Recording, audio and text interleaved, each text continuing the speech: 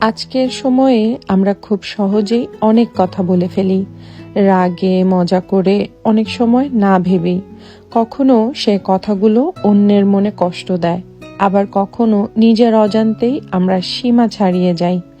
এই জায়গাতে নবী করিম সাল্লাল্লাহু আলাইহি সাল্লাম বলেছেন, যে ব্যক্তি আল্লাহ ও পরকালের উপর ঈমান রাখে সে যেন ভালো কথা বলে অথবা চুপ থাকে।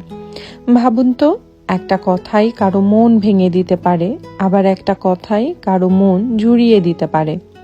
আজকের সোশ্যাল মিডিয়ার যুগে একটা কমেন্ট, একটা মেসেজ, একটা স্ট্যাটাস এসব হয়ে যেতে পারে ভালো কাজের জরিয়া অথবা গুনাহেরও কারণ। একজন মুমিনের পরিচয় এখানেই, সে কথা বলার আগে ভেবে চিন্তে বলে।